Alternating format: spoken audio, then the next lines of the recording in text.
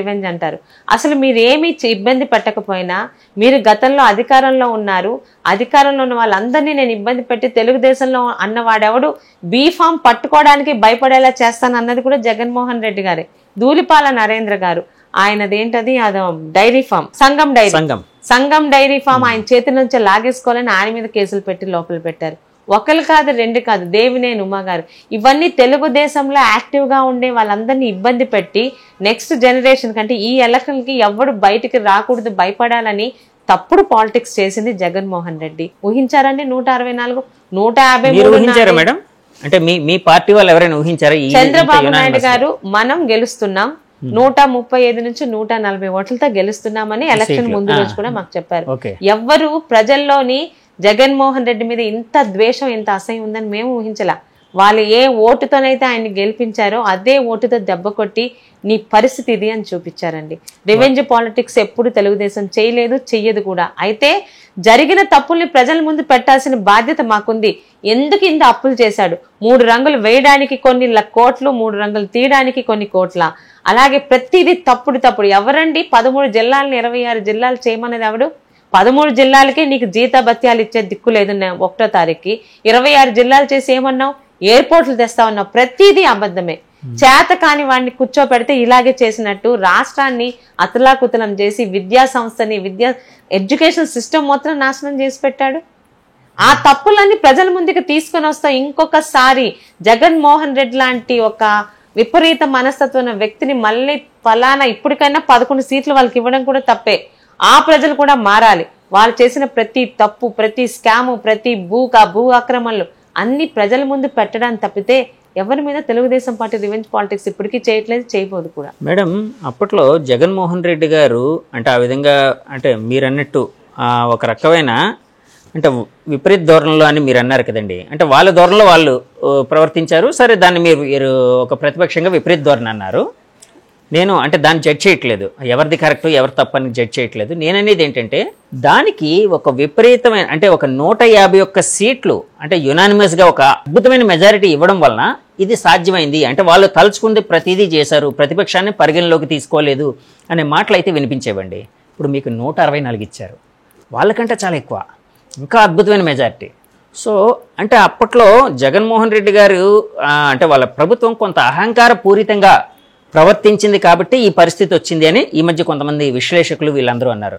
మీరు 164 వచ్చాయి కదా, మరి మీరు అలాంటి పరిస్థితికి వెళ్లకుండా ఏ విధంగా జాగ్రత్త పడదాం అనుకుంటున్నారు? ఏమండి, జగన్మోహన్ రెడ్డి గారు అసెంబ్లీ, నేను మొదటిసారి జగన్మోహన్ రెడ్డి గారిని అసెంబ్లీలోనే చూశాను. ఎప్పుడు ఆయన నేను ఎదురు చూడలా. మొన్న ప్రమాణ స్వీకారం రోజు ఆయన అహంకారం ఎలా ఉందంటే ఆయన పేరు పిలిచే ముందు వచ్చి ఆయన ప్రమాణ స్వీకారం చేసి వెళ్ళిపోయాడు. కనీసం ఆయనతో 10 మంది గెలిచారు కదా, ఆ 10 మందికైనా ఆయన దగ్గరుండి ఒక ప్రతిపక్ష పార్టీ నాయకుడిగా కూర్చొని చేయాలి కదా. లేదు, చంద్రబాబు నాయుడు గారు ఎప్పుడు సభా మర్యాదలు దాటరు. 164 మంది ఉన్నా ప్రతిపక్షం వాళ్ళు వస్తే వాళ్ళ హోదా వాళ్ళకి ఇచ్చి మేము చేసిన హామీలు కానీ మేము చేసిన తప్పైతే మాట్లాడమనే చెప్తాం, దానికి మేము సమాధానం చెప్తాం. కానీ హేళనలు అంటే అసెంబ్లీ హాల్లో తొడగొట్టడాలు, మీసం తిప్పడాలు, ఆడవాళ్ళ గురించి అసహ్యంగా మాట్లాడాలు అలాంటివేవి మా సభలో ఉండవు. ఎంత కాన్ఫిడెంట్ గా చెప్తున్నానంటే చంద్రబాబు నాయుడు గాని గత 9 సంవత్సరాలుగా చూసిన కాన్ఫిడెన్స్ మాకే కోపం వస్తుంటది. మొన్నటికి మొన్న 1వ తారీఖున అందరికీ పెన్షన్లు ఇచ్చాము, 7,000 రూపాయలు ఇచ్చాం. ప్రతి ఒక్కరూ తీసుకున్నాడు. చాలా మంది మా నాయకులు మన పెన్షన్ ని మొదటి నెల నుంచే తీసేశాడు. ఇక్కడ అప్పలరాజు గాని జగన్మోహన్ రెడ్డి గాని వితౌట్ ఎనీ రీజన్ వాడి పెన్షన్లు ఆపేమన్నారు. మనం కూడా ఆపుదాము అని అన్నప్పుడు మాకు ఆ రోజు ఆఫ్టర్నూన్ కాల్ తీసుకొని అక్కడక్కడ ఇలా చేస్తున్నారని తెలిసి ఏ ఒక్కడి పెన్షన్ ఆపడానికి వీల్లేదు. ఇప్పుడు మనకున్నది టీడీపీ వైసీపీ కాదు, మనకున్న ఆంధ్ర రాష్ట్రంలో ప్రతి ఒక్కడు నా ఓటరే అన్నంత సాంప్రదాయం పాటించే వ్యక్తి చంద్రబాబు నాయుడు గారు. సో అసలు వాళ్ళ మీద అహంకారంతో వెళ్లే ప్రసక్తే లేదు. మేము ఎక్కువ మంది గెలిచాం, ఎందుకు? ప్రజలకి వాళ్ళ మీద ఉన్న ద్వేషం. అలాంటి పరిస్థితి మళ్ళీ మేము తెచ్చుకోకూడదని మొదటి రోజు నుంచి మాకు చెప్తూ ఆయన పాటిస్తున్నారు. అంటే విశ్వాసం అతి విశ్వాసంగా మారే అవకాశం అయితే లేదు, జాగ్రత్త పడుతున్నారు. అంతే కదండి. అంతే మేడం, లోకేష్ గారి కోసం చెప్పాల్సి వస్తే, ఆయన కోసం డిఫైన్ చేయాల్సి వస్తే ఏ విధంగా డిఫైన్ చేస్తారు మీరు? తనను తాను పూర్తిగా పార్టీకి రాష్ట్రానికి అనుగుణంగా మార్చున్న వ్యక్తి. మొదట్లో లోకేష్ గారి గురించి మేము మామూలుగా చూసాం. ఆయన్ని ఎంత బాడీ షేమింగ్ చేశారో, అవహేళన చేశారో మేమందరం కూడా చూసాం. కరోనా టైంలో తనని తాను అంటే ఒక ఆకృతి మార్చుకోవడం కాదు, ఆ మాట తీరు గాని ఆలోచించే తీరు గాని పార్టీ నెక్స్ట్ జనరేషన్స్ కి ఒక లీడరు ఎలాంటి లీడర్ కావాలో అలాంటి లీడర్ గా తనని తాను ఎంత కష్టపడి మార్చుకున్నారో మేము చూడలేదు. బట్ యువగలం పాదయాత్రలో ఆయన కష్టం మేము చూసాం.